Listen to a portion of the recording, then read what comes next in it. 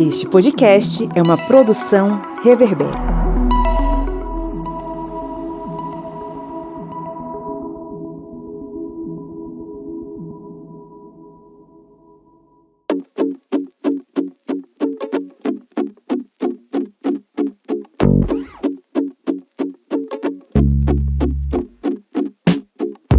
Olá, ouvintes, bem-vindos mais uma vez ao seu podcast sobre as ciências humanas, o seu podcast do historiante no programa da terça-feira, a Minipédia. Faça chuva ou faça sol, ela é lançada na terça-feira. Mentira, a gente já lançou na quarta, mas isso nunca mais vai acontecer. Eu estou prometendo aqui ao vivo para vocês. Eu sou o Pablo Magalhães e comigo aqui está Kleber Roberto. E aí, pessoal, beleza? Aqui é que nem aumento de gás, né? Toda segunda-feira e terça tá aparecendo aí. E gasolina também. Gasolina também. Toda semana a gasolina sobe. Aqui, por exemplo, tá R$6. Então, você que nos ouve aí, quanto é que tá o preço da gasolina aí na sua cidade, na sua aldeia? Mande aí pra gente saber, pra gente fazer uma cotação e, quem sabe, viajar pra ir abastecer o carro. Viajar lá pra terra da nossa amiga Joyce, né, Joyce? Joyce Oliveira, lá de São Luís do Maranhão. Uma chuvarada que vocês nem imaginam hoje. Alagoas cidade. Estamos num clima, como o pessoal diz aqui, estamos num clima europeu. Olha, São Luís debaixo d'água. Com certeza. Ok, estamos hoje aqui reunidos em clima de oração, mais uma vez, com o retorno de Joyce Oliveira, que sumiu semana passada, mas que está de volta, vocês não ouviram a vozinha dela no episódio da semana passada. Mas estamos aqui reunidos para trocar uma ideia sobre o que? Kleber Roberto. Hoje nós vamos continuar com um pouquinho de atraso, né, gente? A falar da história da África. Porque no ano passado, lá em junho, nós tínhamos feito um podcast sobre a partilha da África. Mas aí vem os percalços deste período, muita coisa acontecendo, muitas solicitações de podcasts e acabou atrasando um pouquinho este podcast, que é praticamente uma continuação daquele podcast lá da nossa Minipédia número 27, porque hoje nós vamos falar um pouco sobre a descolonização da África. É isso mesmo, vamos falar sobre descolonização e vamos tentar compreender esse processo que foi um processo de tomada de consciência também, é um processo de independência, é um processo fundamental para a gente compreender as nações africanas no século XX e as relações com os países europeus. Mas antes disso, vamos para os nossos recadinhos.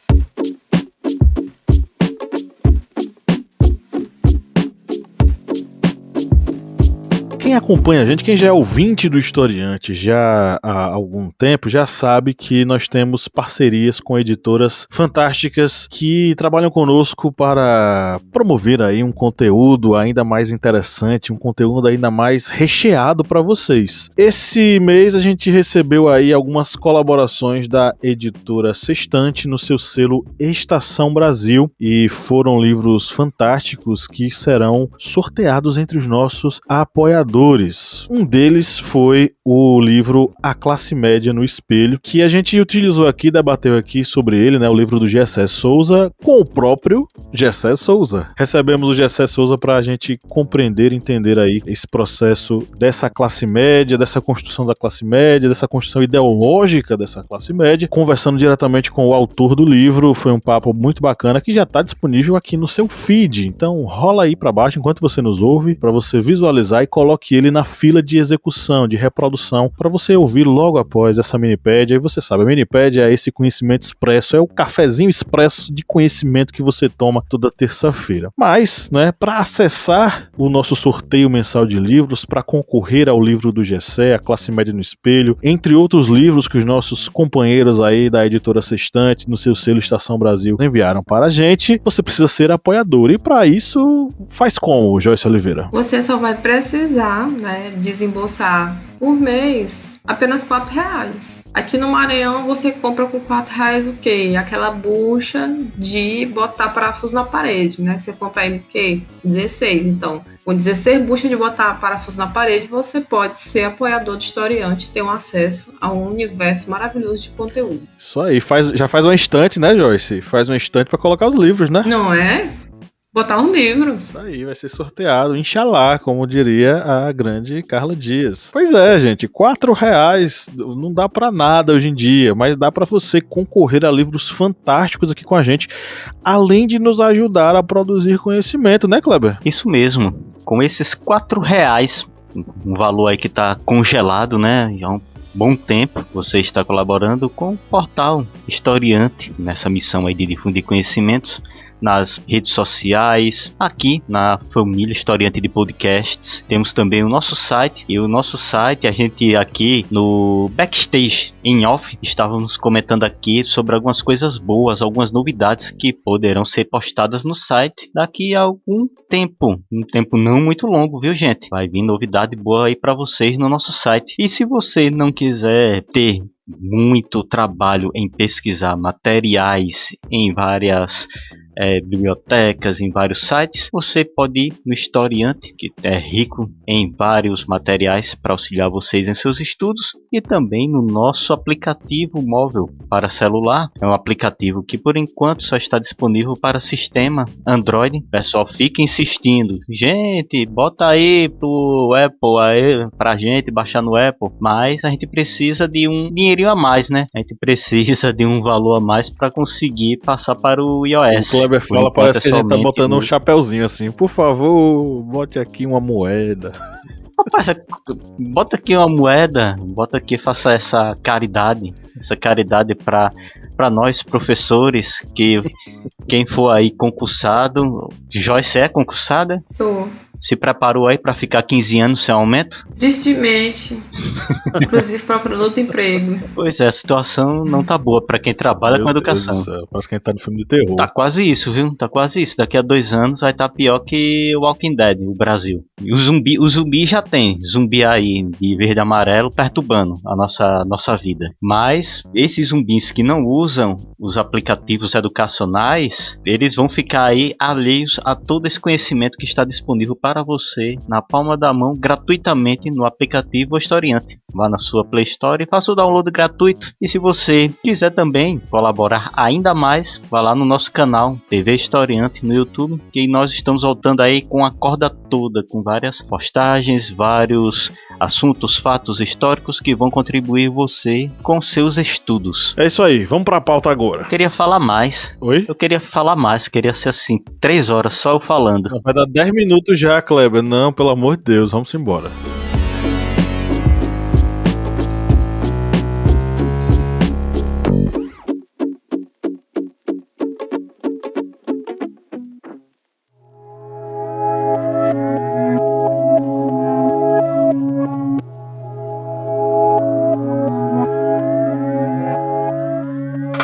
Os impérios coloniais europeus na África, surgidos a partir da Conferência de Berlim, em 1885, duraram até a década de 1960, quando eles entraram em colapso, desaparecendo por completo por meados aí da década de 70. Apenas as fortificações brancas na África do Sul, né, que mantinham aí a soberania sobre a Namíbia, enfim, mas foram eliminadas definitivamente em 1990. Para compreender o processo de desagregação desses impérios coloniais, bem como aí a própria rapidez com que o fenômeno se deu, é necessário considerar 2 aspectos fundamentais. O primeiro deles é o reconhecimento de que, em grande medida, a independência foi resultado de uma articulação bem ampla de movimentos de caráter nacionalista, representados pelas correntes ligadas à negritude, ao pan-africanismo e também até mesmo ao pan-islamismo. Nessa articulação, as ideias socialistas também exerceram um papel bem importante. Em segundo lugar, a gente aí já pode dizer que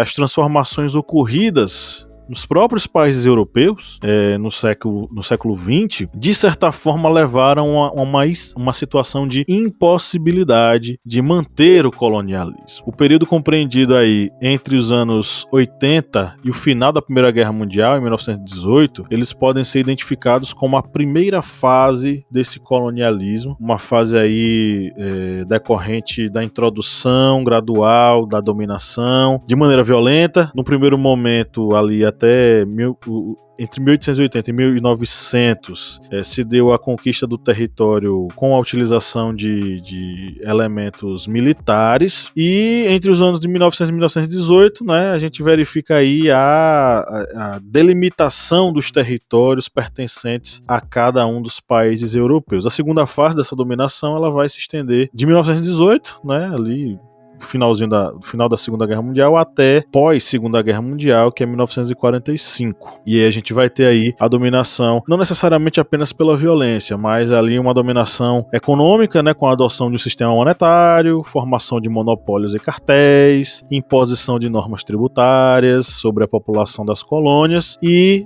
num segundo momento, o colapso que vai ter entre o ano de 1929, que é justamente aí a crise da Bolsa, da quebra da Bolsa de Nova York, e o final da Segunda Guerra Mundial, que é o momento onde essas economias dos impérios, entre aspas, né, tentavam obter recursos para superar a depressão mundial, e aí vai acarretar numa piora significativa das condições dos povos nas colônias, e aí um recrudescimento da coerção social e mesmo a redução dos serviços sociais. Tudo isso vai acabar gerando um forte abalo nessa dominação imperialista, o que vai culminar com outros vários fatores, com o processo de descolonização dos países das nações africanas. E é importante, né, acentuar que esse processo de luta contra o colonialismo, ele não se inicia somente nesse contexto. O imperialismo em África, ele sempre enfrentou bastante oposição dos próprios africanos. Então,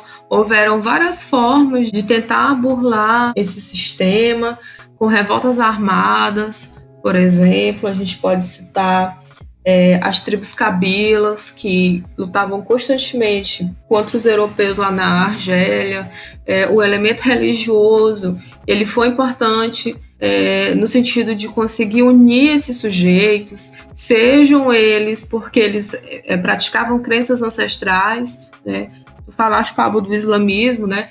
Os africanos muçulmanos, eles não encaravam de uma maneira positiva serem dominados por povos infiéis, né? No caso, a gente está falando aí dos europeus que eram cristãos. Então, houveram diversas formas, né, que eles se associaram, né, seja com a quebra a quebra dos instrumentos de trabalho, migrações para regiões distantes. Então, durante todo o período do imperialismo, houveram sucessivas tentativas e práticas de luta contra a dominação dos europeus. Mas a diferença que você tem, né, em relação a esse contexto agora, é que vão surgir formas de pensamento que vão desconstruir, que vão derrubar aquela noção de inferioridade do povo negro construída pelo racismo científico.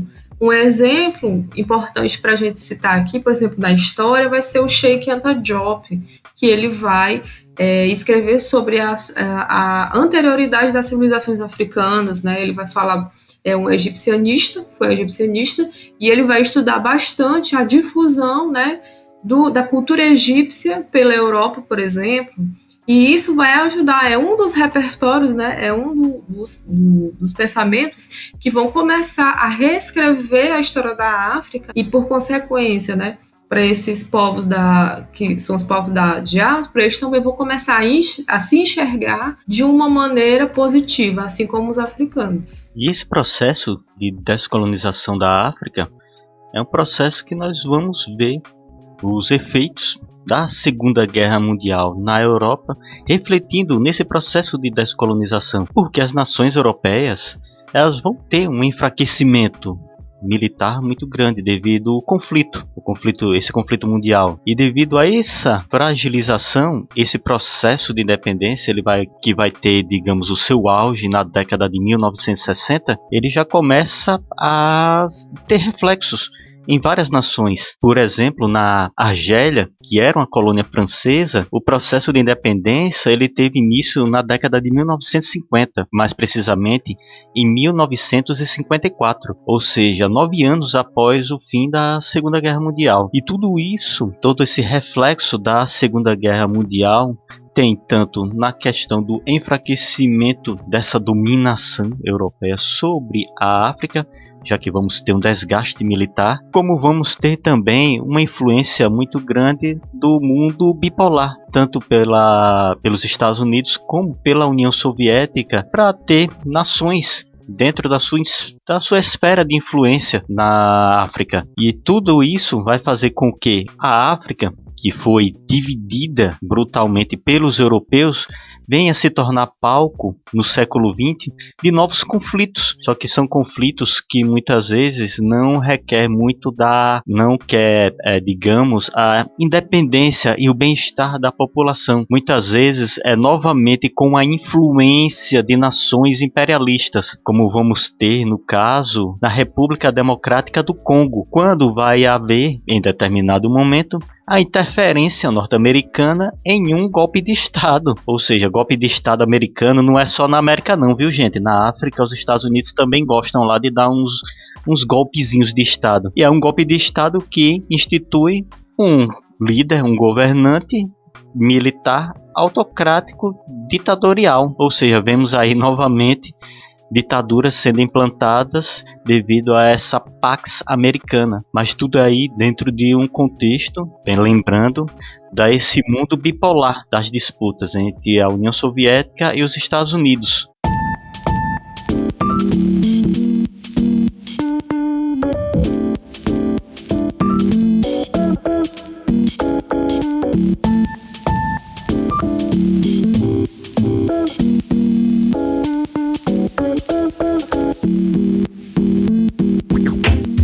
E aí, Kleber, eu queria acrescentar, né, que essa experiência, tem até um post lá no nosso feed sobre isso do Instagram, né, essa experiência das tropas coloniais durante a Primeira e a Segunda Guerra, elas foram essenciais na desconstrução, né, do imaginário que existia sobre o branco.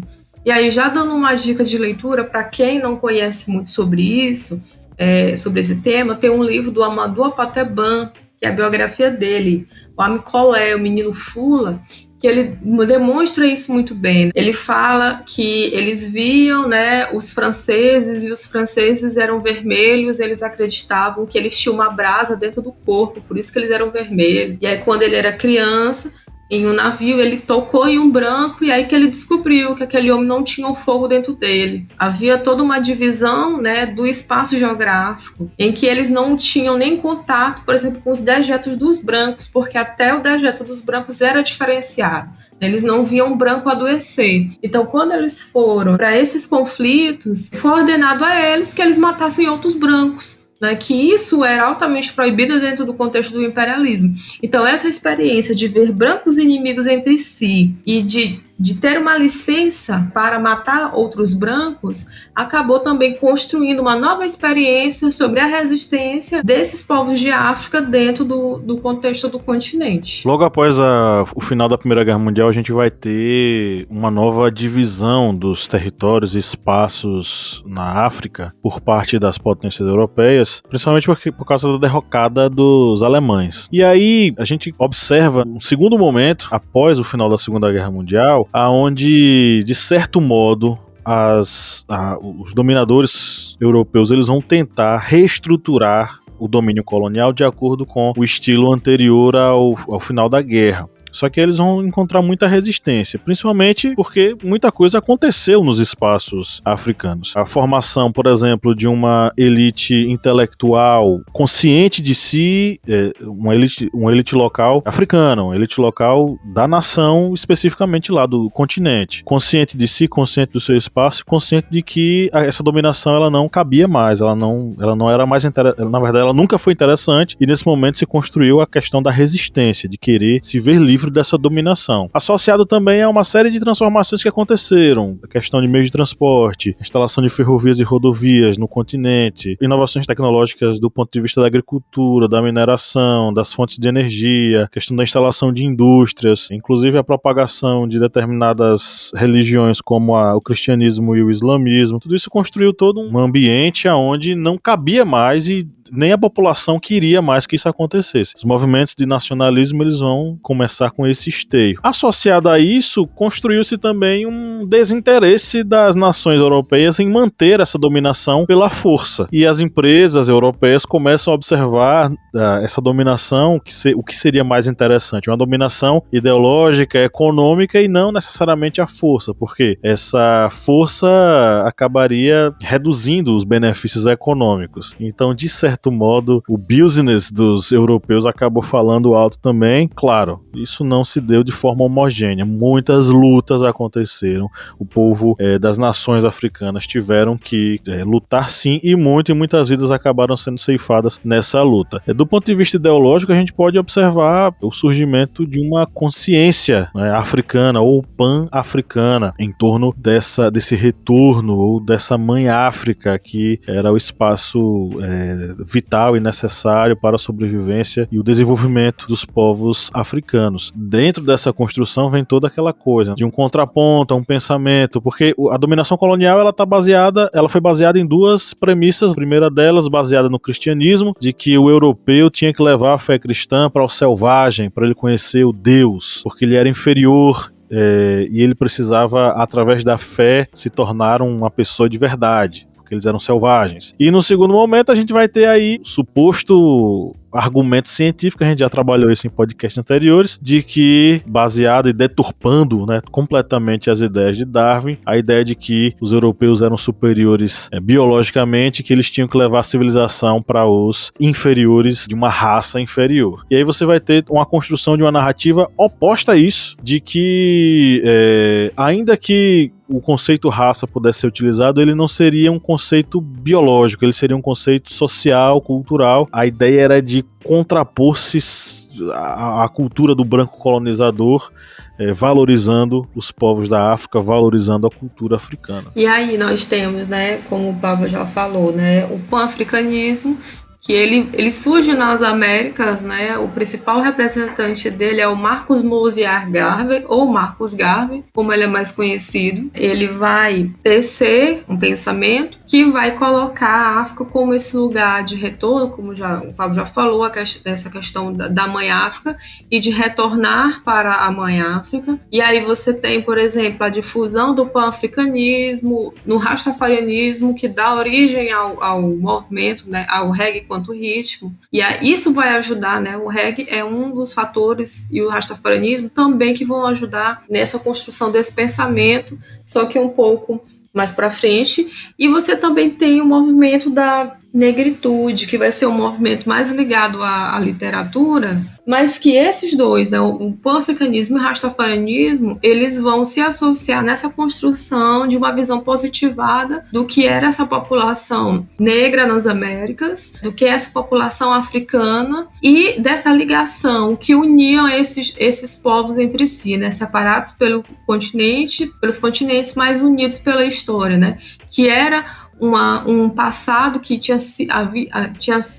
foi um passado glorioso, mas que o presente, no caso deles, não era dessa forma, porque houve a intromissão dos europeus nesse processo. Então, esses movimentos, eles pregavam uma volta, né, a um passado ideal. E aí, uma das questões discutidas hoje, né, pelos africanistas, que são as pessoas que estudam a história da África, mas que não são africanos, e os africanos que pesquisam a história da África, é essa idealização desse continente, que aí é uma questão que África que nós estamos falando, por exemplo. Que isso se reflete diretamente, por exemplo, nos processos de independência, porque se consegue as independências, só que não se consegue retornar àquele ponto anterior, porque houve uma dominação que mudou as estruturas sociais, criou outras categorias, mexeu bastante com o contexto, e não era possível retornar a esse passado, apenas partir daquele presente para o futuro.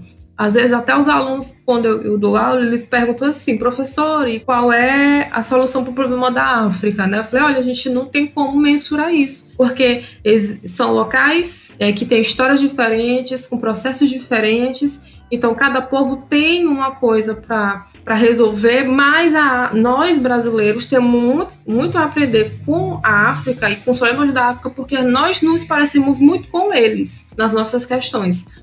Que é essa ideia de não se espelhar na Europa, não se espelhar nos Estados Unidos, mas se espelhar na África e nessas questões que são as mesmas questões, por exemplo, que nós vivemos aqui no nosso contexto.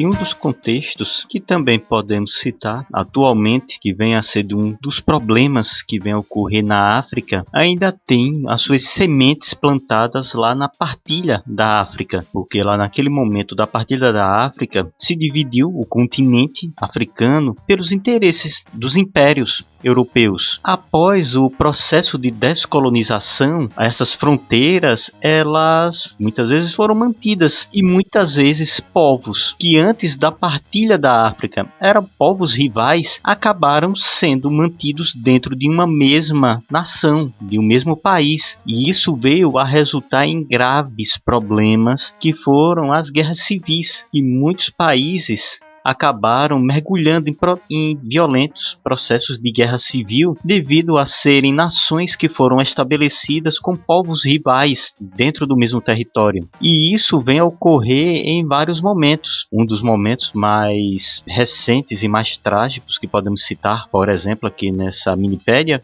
foi em Ruanda, que mesmo sendo uma pequena nação, ela mantinha dentro do seu território dois povos que foram instigados a serem rivais, os Tutsis e os Tus, porque também havia essa, digamos, trapaça, essa crueldade dos europeus, que era instigar um povo a ser rival do outro povo, para que esse povo, em que era, digamos, entre aspas, apoiado pelos europeus, pudesse dominar aquela região e submeter todos os outros povos ao mesmo servo dos europeus. Só que após o processo de descolonização, havia uma nação em que haviam povos rivais uns dos outros. E esses processos de guerra civil, eles infelizmente ainda eclodem no continente africano. E também, muitas vezes, essas guerras civis que ocorrem na África são também resultado desse processo colonial, que é algo que poucas pessoas acabam abordando, mas muitos pesquisadores já trazem à luz essa questão, que essa exploração do continente africano foi uma exploração tão brutal, tão grande, que ficaram poucas riquezas em determinados locais. Isso faz com que esses povos que foram unidos,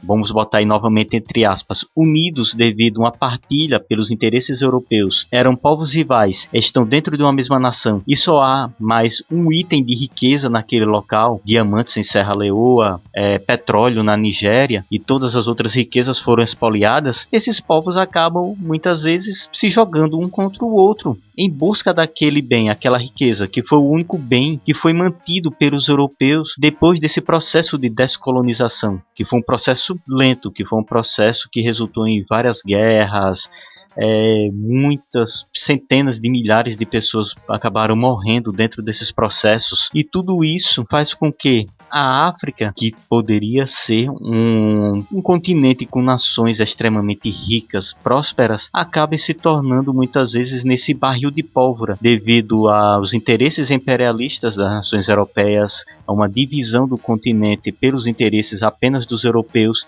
que expoliaram o continente apenas com o interesse das grandes empresas e com o interesse apenas do enriquecimento desses impérios. E após o processo de descolonização, tivemos nações com povos rivais, nações expoliadas com poucas riquezas, e tudo isso faz com que a África, infelizmente, seja vista como esse continente que não é um continente atrasado, é um continente que tem suas riquezas, tem sua cultura, tem seus hábitos, mas que tenha essas defasagens de IDH, de educação, de economia, devido a uma exploração por muito tempo desses impérios europeus. Eu queria só explicar rapidamente, né, essa questão que o Kleber citou, a questão da divisão, porque às vezes tem nos livros, mas não é explicado de uma maneira assim mais completa, né? Os europeus do 19, eles tinham uma noção, né, que era o seguinte: língua, povo, país, né? Então Se eu falo português, eu moro no Brasil, eu sou da nação brasileira. E eles enxergavam, o modo de divisão que eles fizeram foi nesse sentido.